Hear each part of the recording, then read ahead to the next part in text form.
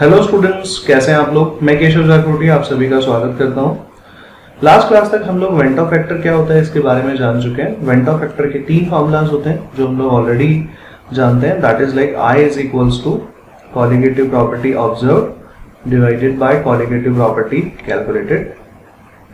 अगर हम इस आई की वैल्यू, वेंट ऑफ फैक्टर की वैल्यू मॉलिक्यूलर मास के टर्म्स में लिखना चाहें तो हम लोग बोल सकते हैं molecular mass of the solute calculated divided by molecular mass of observed data।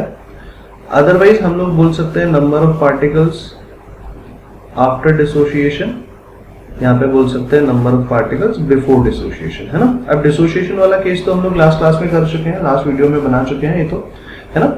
अब इसके बाद आप लोग देखेंगे यहाँ पर कि हम लोगों को अब क्या करना है, एसोसिएशन के बारे में जानना है। अब यहाँ पर अगर एसोसिएशन के बारे में जानना है तो ये बात आप लोग पहले अपने दिमाग में फिक्स कर लीजिए स्टूडेंट्स। एसोसिएशन सेज कि यहाँ पार्टिकल्स, जैसे मान लीजिए 100 पार्टिकल्स थे, तो अब 100 पार्टिकल्स मिलके वो कितने पार्टिकल्स हो गए होंगे, से 20 पार्टिकल्स हो गए होंगे, 30 पार्टिकल्स हो गए होंगे, because the particles has been associated. Let's understand it by a simple example. Just like CH3COOH जब आपस में क्या कर जाते हैं, कंबाइन कर जाते हैं, एसोसिएटेड हो जाते हैं ये, है ना। तो यहाँ पर कैसा सिनेरियो क्रिएट हो जाता है, like multiplied by 2, so we are taking 2 moles of CH3COOH, they will be associated together and form single molecule, so they will be like that.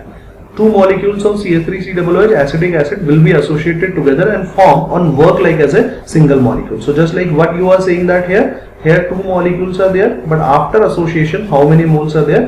There is 1 mole. So you can say that you have used 2 Na particles at the time of mixing or solute into the solution, but once there is an association takes place, you find that there is only 1 Na particles are present. So number of particles are less, finally number of particles are less, so you can say that number of particles are less, so I का value यहाँ पर क्या हो जाएगा, 1 से छोटा आएगा। ये बात ध्यान रखिएगा, मतलब जब भी आप एसोसिएशन करते हैं तो प्लीज रिमेंबर I का वैल्यू 1 से छोटा होता है। एसोसिएशन के केस में I का वैल्यू 1 से छोटा होता है क्योंकि फाइनली जो नंबर ऑफ पार्टिकल्स आए after association that is 1 divided by number of particles before association, so 1/2 value आएगा and this will give us the smaller values than 1। I का वैल्यू हमेशा 1 से स्मॉलर ही आने वाला है। I का वैल्यू स्मॉलर हो गया, यहां तक का बात समझ में आ गया। नाउ इससे अपन को और क्या क्या चीजें क्लियर होती है, देखिए I का एक और फॉर्मूला होता है स्टूडेंट्स, I का फॉर्मूला होता है CP colligative property observe divided by colligative property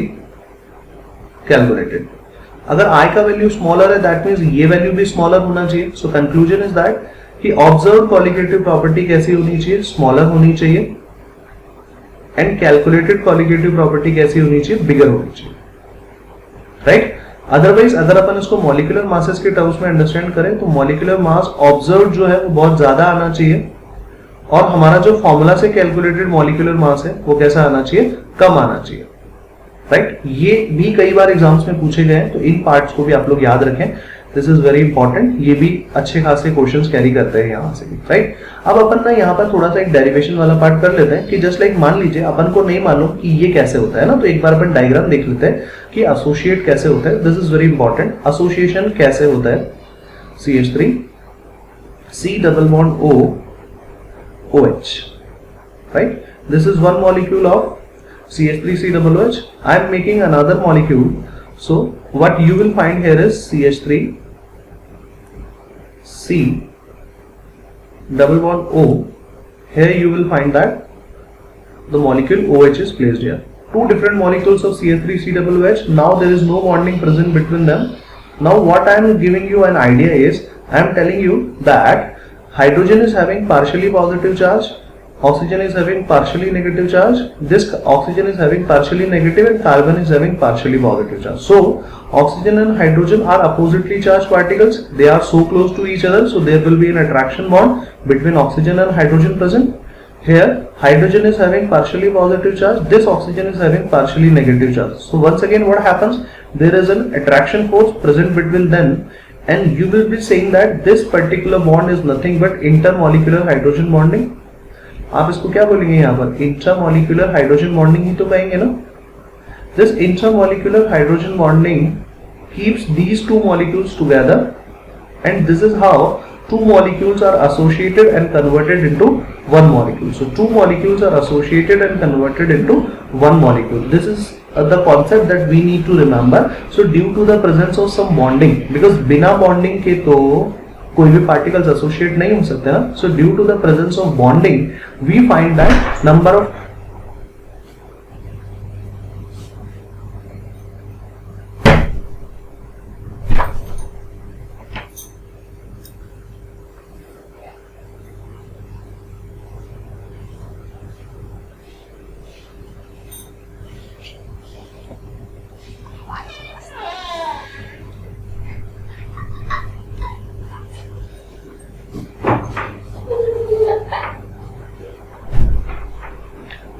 we find that कि यहाँ पर due to the presence of bonding हम लोग यहाँ पे बोल सकते हैं कि number of particles will be associated and they will be converted into the single particle, right. So this is how the things takes place. और अब अपन लोग यहाँ पर देखिए एग्जाम में कैसे क्वेश्चंस बनते हैं. कभी कभी तो आपको बोलेंगे कि 100% एसोसिएशन हो गया, कभी कभी एग्जाम में क्या बोलेंगे 100% एसोसिएशन हो गया, कभी बोलेंगे 20% एसोसिएशन हो गया. सो अब अगर अपन को यहाँ पर ये सब चीजों को भी फोकस करना है कि किस तरह से एसोसिएशन होता है, डिसोसिएशन होता है, तो हम लोगों को यहाँ पर क्या क्या डिस्कस करना होगा, डिग्री ऑफ एसोसिएशन भी डिस्कस करना होगा कि ये कैसे अपन लोग यहाँ पर डिस्कस करें. तो फिलहाल के लिए अभी तक जो अपन ने डिस्कस किया बच्चों वो ये डिस्कस किया है कि पार्टिकल्स कैसे एक दूसरे से एसोसिएट हो जाते हैं. पार्टिकल्स के एसोसिएट होने के लिए कोई ना कोई बॉन्ड जरूर प्रेजेंट होना चाहिए. और इस केस के अंदर में जो मैंने आपको बताया जनरली अपने पास CH3COOH के क्वेश्चंस काफी आते हैं. तो वी फाइंड दैट कि यहाँ पर इंटरमॉलिक्यूलर हाइड्रोजन बॉन्डिंग होती है. पार्टिकल्स कम हो जाते हैं, पार्टिकल्स कम होता है तो I का वैल्यू कम होता है, हमें जो कॉलिगेटिव प्रॉपर्टी मिलती है वो कॉलिगेटिव प्रॉपर्टी कम मिलेगी और जो मोलिकुलर मासेस जो होंगे वो ज्यादा मिलेंगे. ज्यादा क्यों मिलेंगे? क्योंकि अभी दो पार्टिकल्स आपस में क्लब हो गए हैं. पार्टिकल्स क्लब हो गए हैं तो अब जो मॉलिक्यूलर मास सिस्टम ऑब्जर्व करेगा, मशीन ऑब्जर्व करेगी, वो तो ज्यादा ही करेगी ना बच्चों, है ना. तो आई थिंक ये वाला पार्ट अपन को क्लियर हुआ. Now we are coming to the mathematical part and making a relationship between I and other things, है ना. I and degree of association, पहले इनकी बात कर लेते हैं एक बार. तो देखिए let's start.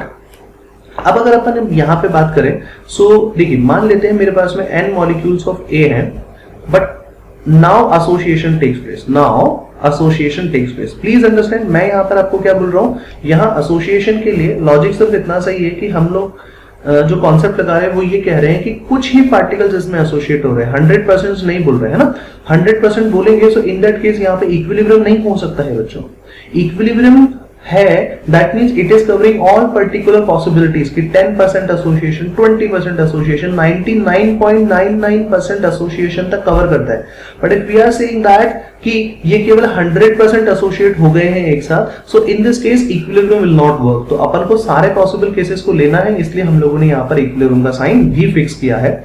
So now assume कि यहाँ पर time t is equals to 0 पर इसके कितने पार्टिकल्स थे, मान लीजिए 1 पार्टिकल थे, ये 1 मोल पार्टिकल्स हैं.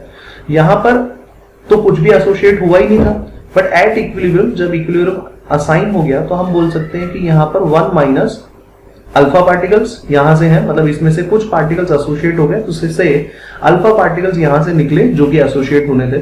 अगर इसके n पार्टिकल्स हैं तो इसके कितने पार्टिकल्स एसोसिएट होते हैं 1.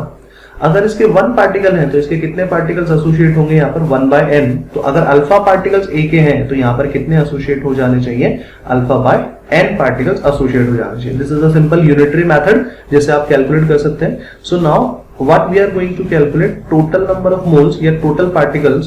आप moles भी बोल सकते हैं, particles भी बोल सकते हैं, है ना. मैं यहाँ पे moles भी लिख देता हूँ. After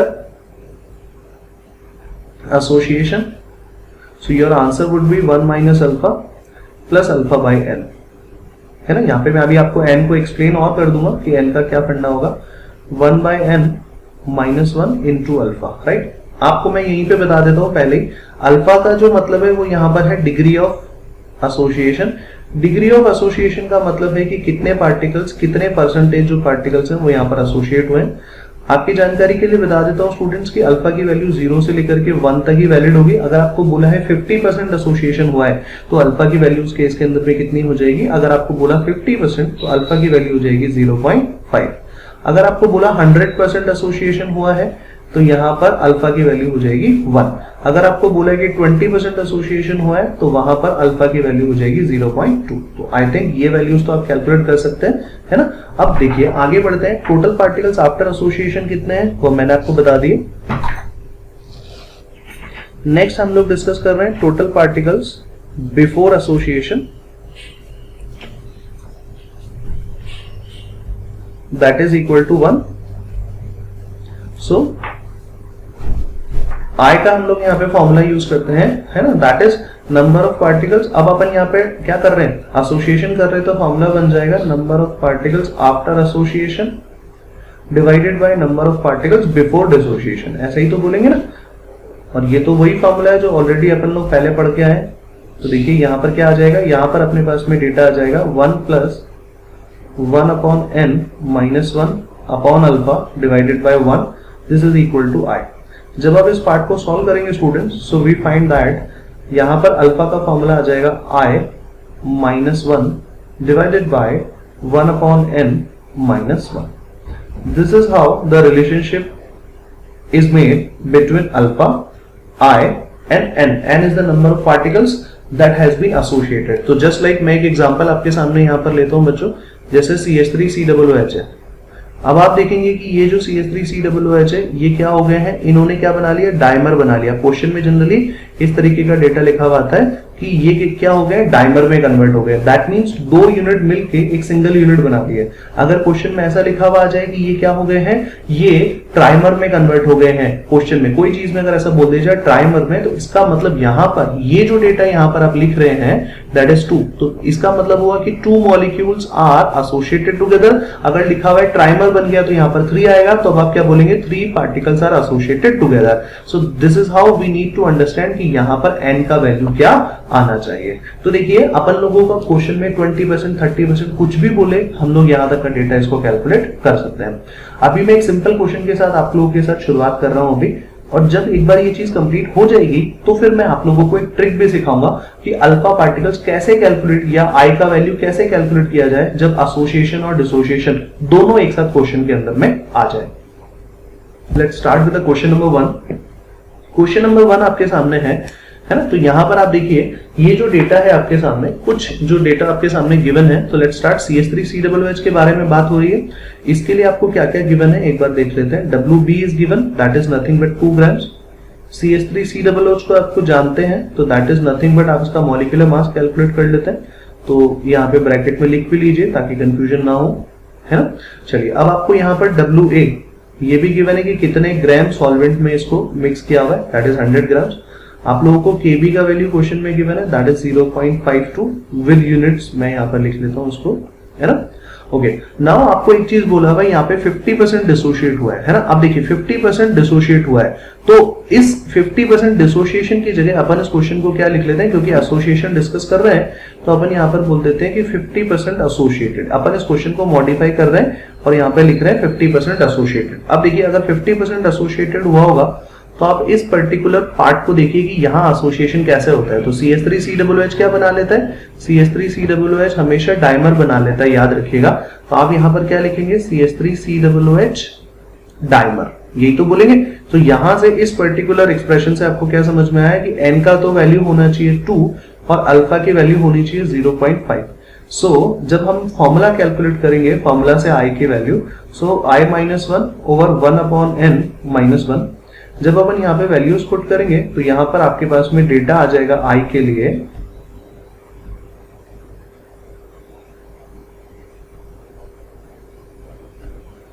0.75, है ना। i जब आप इसको सॉल्व करेंगे बेटा मैथमेटिक्स को 0.75। प्लीज रिमेंबर अगर आप एसोसिएशन की बात कर रहे हैं तो i का वैल्यू हमेशा स्मॉलर देन ही आना चाहिए 1, है ना। एसोसिएशन में हमेशा ध्यान रखिएगा ये बात। तो इसमें आपको यहीं पे पता चल जाएगा कि आपने कोई गलती की है या नहीं। एसोसिएशन का डेटा हमेशा 0.75 या लेसर देन 1 आएगा यहाँ पर, है ना। ये हमेशा ध्यान रखना है। सो अब देखिए फॉर्मूला कितना सिंपल हो गया। आपको क्या कैलकुलेट करना है, बॉइलिंग पॉइंट। वाटर का बॉइलिंग पॉइंट तो आप जानते हैं दैट इज 100 डिग्री।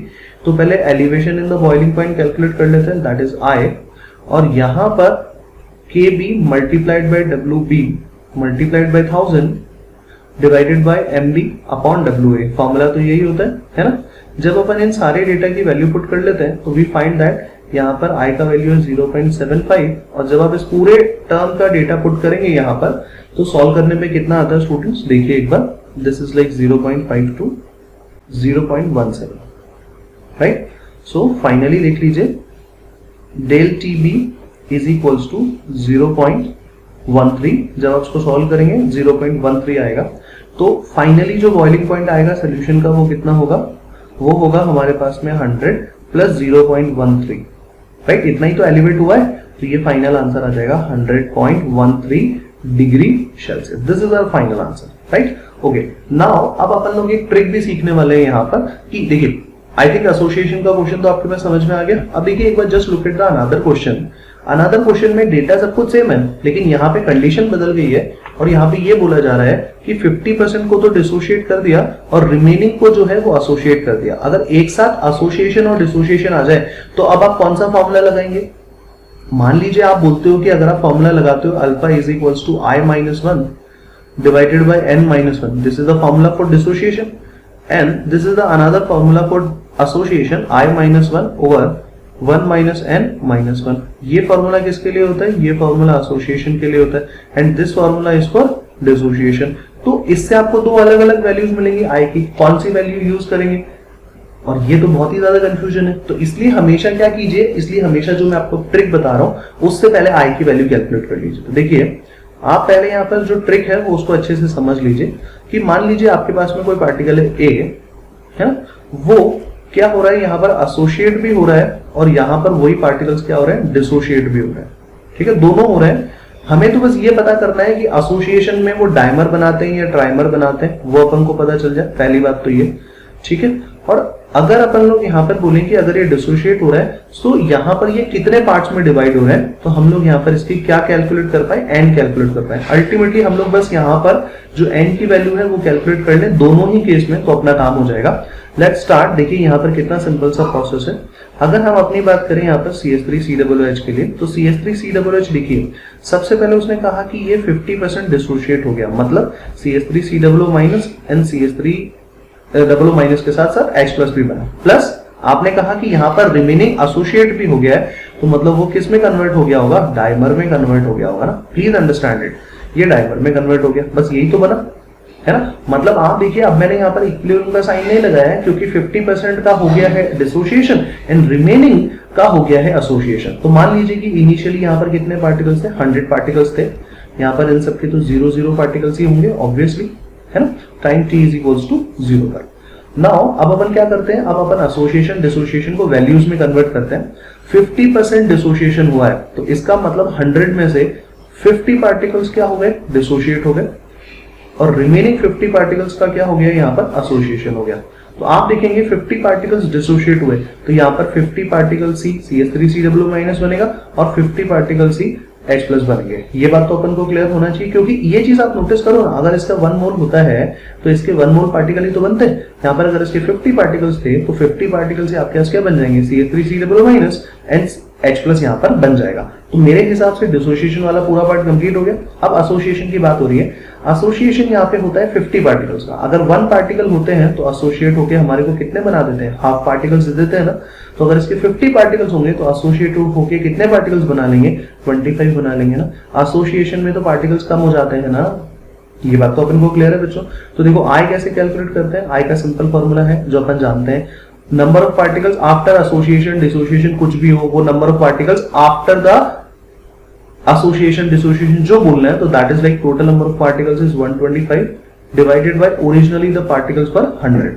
आप यहाँ पे इसका वैल्यू कैलकुलेट करके बताएंगे 125। तो याद रखिएगा जब भी आपके पास एसोसिएशन एंड डिसोसिएशन का केस आ जाए तो कुछ इस तरह से आप कैलकुलेट कर लीजिए, है ना, ताकि आपके पास आई की वैल्यू कैलकुलेट हो गई है। ओके, तो आई की वैल्यू हमारे पास फाइनली कैलकुलेट हो गई है। Now we are moving towards the next part. यहाँ इस पूरे डिस्कशन के लिए मैं बोल सकता हूँ कि the value of I is nothing but 1.25। Right, okay. So now अब हम इस मैथमेटिक्स को सॉल्व कर लेंगे। हम लोगों को क्या कैलकुलेट करना था, डेल टीबी या final temperature, boiling temperature of the solution.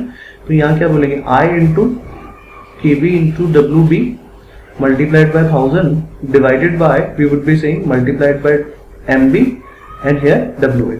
आपने ये पूरा का पूरा डेटा, देखिए सारा डेटा तो प्रीवियस क्वेश्चन वाला ही है, तो आप लोग इस डेटा को जब आप यहाँ पे पुट करेंगे you will be getting the value 1.7। multiplied by the value of I, that is 1.25, you find that here the value will be 0.21, right? ये हो गया change in the boiling point. देखिए मैं इस डेटा को ऑलरेडी पहले solve कर चुका हूँ प्रीवियस क्वेश्चन के अंदर में, क्वेश्चन नंबर 1 में, तो अपन इस मैथमेटिक्स पे टाइम नहीं लगाएंगे। यहाँ पर आप देखेंगे ये 0.21 आया, तो फाइनली जो सोल्यूशन का बॉइलिंग पॉइंट हुआ वो कितना होना चाहिए, 100 डिग्री सेल्सियस में कितना रेज हुआ है, तो 100 डिग्री सेल्सियस में बस 0.21 डिग्री सेल्सियस ही तो रेज हुआ, तो इसका मतलब हो गया 100.21 डिग्री सेल्सियस इसका आंसर आना चाहिए। अगर आप इसको केल्विन में कन्वर्ट करना चाहते हैं, so just add 273 into this data, you will be getting the data into kelvin. I hope students आप लोग को एसोसिएशन एंड डिसोसिएशन दोनों अच्छे से क्लियर हो गया है ना। और याद रखिए किसी किसी क्वेश्चन में जब एसोसिएशन और डिसोसिएशन दोनों दे देंगे तो हम लोग यहाँ पर किस तरह से इसको सॉल्व करेंगे। Thank you students. I hope this data has completed your all queries and you have completed the things. Thank you. Thank you.